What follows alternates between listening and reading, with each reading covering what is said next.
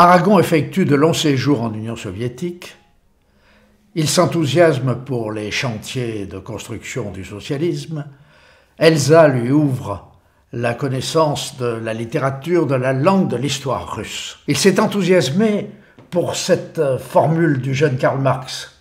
Jusqu'à ce jour, les intellectuels ont voulu comprendre le monde. Il s'agit aujourd'hui de le changer. Il rejoint avec enthousiasme la stratégie unitaire du Front populaire. Comme André Malraux, il combat pour la défense des républicains espagnols agressés par le général Franco. Il se place à la tête d'un mouvement international d'intellectuels, d'écrivains, pour la défense de la culture. Il dirige brillamment le nouveau quotidien démocratique Ce Soir. Il entreprend de développer le mouvement de rassemblement intellectuel des maisons de la culture, trop oubliées aujourd'hui. Il s'agit à la fois de désenclaver le monde ouvrier et de ressourcer le monde intellectuel. Il écrit en même temps la saga romanesque du monde réel.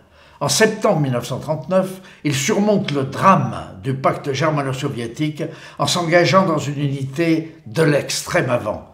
Il est décoré et redécoré, il vit comme une tragédie la débâcle de l'armée française. Le soir même de la signature de l'armistice, il prévoit en détail ce que sera le terrible régime du maréchal Pétain.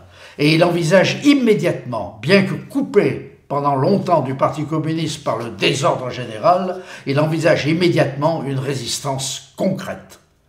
Dans les années suivantes, il apparaît comme le poète national avec son recueil Le Crève-Cœur et d'autres recueils.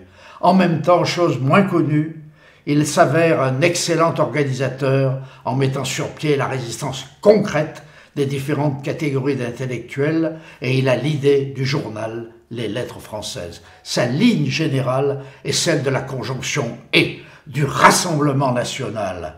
Patrie également à la colombe ou l'aigle. De l'audace et du champ doublement habité, je vous salue, ma France, où les blés et les seigles mûrissent au soleil de la diversité.